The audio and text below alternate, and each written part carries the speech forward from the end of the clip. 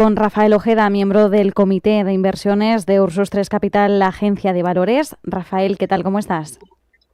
Hola, buenas tardes. Bueno, tenemos una jornada en positivo para Wall Street. Sobre todo estamos viendo el impulso de la tecnología, subidas de más del 2% para el Nasdaq 100, pero nada desdeñables los movimientos al alza del S&P 500, 1,5% arriba. El Dow Jones está rebotando un 0,78%. Se dice que es debido al optimismo respecto a la reapertura del gobierno federal, pero ¿hasta qué punto, Rafael, esto es lo que puede pesar sobre el ánimo inversor?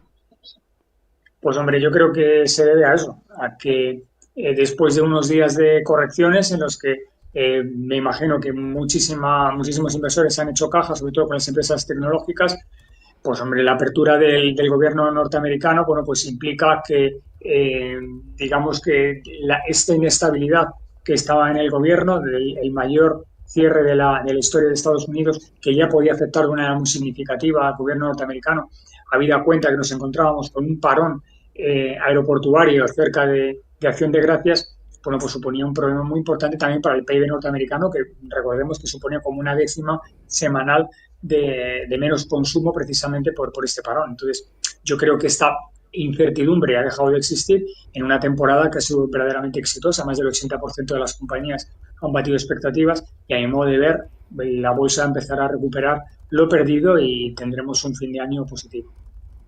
Ujú.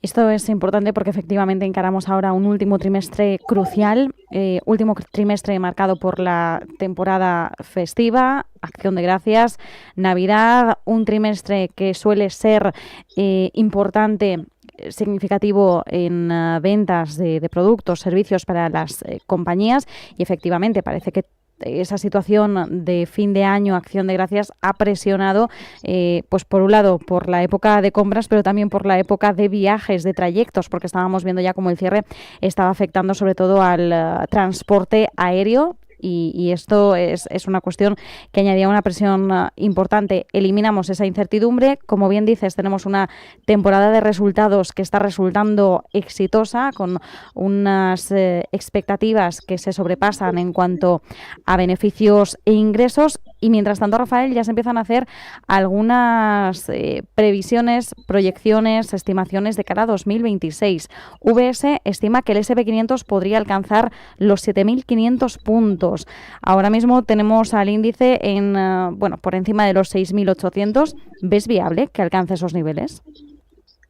Podría ser. Va a depender muy mucho de empresas como Nvidia, que presenta resultados el día 19 de noviembre, y de que la inteligencia artificial realmente pueda capitalizar lo que está invirtiendo en CAPEX. Si la inteligencia artificial al final es tan exitosa como algunos auguran y tira de la economía norteamericana, sobre todo a niveles de productividad, bueno, pues puede ser que la bolsa norteamericana siga empujando al alza de una manera muy significativa y no encontremos una corrección importante. Además, en un escenario en el que probablemente nos encontremos, a lo mejor en diciembre no hay bajada de tipos, pero desde luego el año que viene nos vamos a encontrar con 2 o 3 bajadas de tipos que van a ayudar a que la bolsa siga subiendo. Si conseguimos además que la tensión geopolítica disminuya, ya parece que la tensión entre Estados Unidos y China parece que va remitiendo, bueno, pues nos encontramos con un caldo de cultivo realmente positivo para que las bolsas sigan empujando y por tanto no es desdeñable poder alcanzar los 7.500 puntos. Uh-huh. Vamos a ver si efectivamente ese caldo de cultivo es el que se produce para que se propicien, ¿no?, estas subidas. 7.500 puntos es lo que se augura. Veremos efectivamente si la inteligencia artificial y todos los jugadores que apuestan por esta tecnología también consiguen impulsar para que esto se produzca. Y mientras tanto miramos también a las farmacéuticas, en este caso no por resultados, que ya hemos tenido los resultados de algunas de ellas, sino por el último movimiento que se ha producido. Había una batalla de ofertas entre Pfizer, la estadounidense, y su rival danesa Novo Nordisk por Metsera. Finalmente Metsera ha aceptado la oferta de compra de Pfizer, a pesar de que inicialmente no era la favorita. Parecía que era Novo Nordisk, pero por problemas antimonopolio parece que al final es por este motivo por el que gana Pfizer. Aún así, Metsera se está desplomando. ¿A qué obedece esta reacción por parte de los inversores? Pues probablemente a que finalmente ha aceptado la oferta de Pfizer y no la oferta de Novo Nordisk que era superior. Lo que ocurre es que el problema no era única y exclusivamente que la oferta de Novo Nordisk era superior, una oferta precisamente además no estaba consensuada, es decir, había llegado a un acuerdo previo y cerrado por el cual la compañía que iba a adquirir a Metsera era la compañía norteamericana, pero sin embargo en el último momento Novo Nordisk lanza una oferta por un precio superior. Ya no era únicamente un tema antimonopolio, sino probablemente había un problema legal y seguramente en el hipotético caso de que Novo Nordisk hubiera ganado la puja, hubiera acabado en los tribunales y hubiera sido un problema serio. Entonces, obviamente, después de esta incertidumbre y que finalmente Metsera va a ser comprada por de los dos contendientes el que ofrece menos dinero, pues ha hecho que Metsera baje en bolsa. Pero bueno, era algo previsible.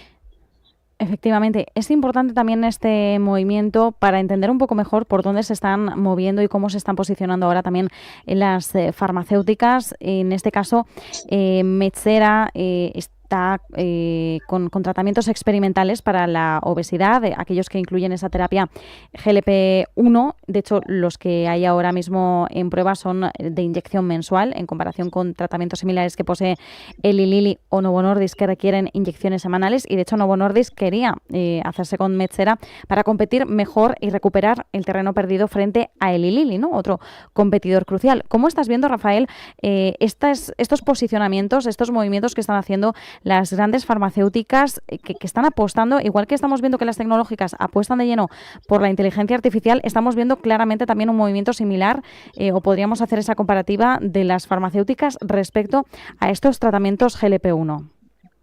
Sí, porque han encontrado un filón. Es decir, en el momento que encuentras un producto o una línea de producto que va a ser muy exitosa, pues entonces hay que lanzarse a por ello, porque realmente estamos hablando de un fármaco que es extraordinariamente rentable, porque producto de obesidad donde se va a consumir es en el primer mundo. Realmente la gente obesa de países subdesarrollados ni les preocupa ni van a adquirir un fármaco contra la obesidad. ¿Quién lo hace? El primer mundo. El primer mundo está dispuesto a pagar mucho dinero por esos tratamientos y los márgenes son absolutamente brutales. Entonces, el quedarte fuera o quedarte rezagado en la guerra puede ser muy complicado. Pasa con la inteligencia artificial. Están condenados a invertir de una manera salvaje porque el que se quede fuera o el que se quede rezagado puede perder el tren y perder la tecnología supone un problema muy serio. Por tanto, ese es el quid de la cuestión. Y Novo Nordisk lo que quería era mantenerse en primer plano, pero es cierto que la posición de dominio que adquiriría comprando Metsera, pues también por la ley antimonopolio, pues es una situación bastante complicada de entender. Y ya por último, Rafael, nos queda un minuto, pero quería aprovechar para preguntarte por el oro. Hemos visto que arrancaba la semana con subidas, de nuevo por encima de los $4.000 la onza. ¿A qué obedecen estos movimientos? Porque últimamente vemos que el oro suele rebotar a la par que lo hace la renta variable. Sí, pero realmente el telón de fondo del oro es fundamentalmente estratégico. Es decir, los bancos centrales están comprando muchísimo oro porque realmente la desdolarización a nivel mundial es importante y cada vez más nos estamos encontrando con que las monedas fiat tienen menos peso en las carteras y cada vez están teniendo más peso del oro precisamente para cubrir incertidumbres en el mercado y el tema de gestionar las carteras de manera más eficiente. Por tanto, no creo que sea un problema puntual y que seguirá subiendo bastante el oro en los próximos años. Pues seguiremos viendo a este activo refugio subiendo, aumentando también ese peso en las carteras de los inversores, como bien indicabas también, para descorrelacionar la cartera por si vienen mal dadas ante cualquier escenario de incertidumbre. Rafael Ojeda, miembro del Comité de Inversiones de Ursus 3 Capital, Agencia de Valores. Muchísimas gracias. Un abrazo. Adiós, buenas noches.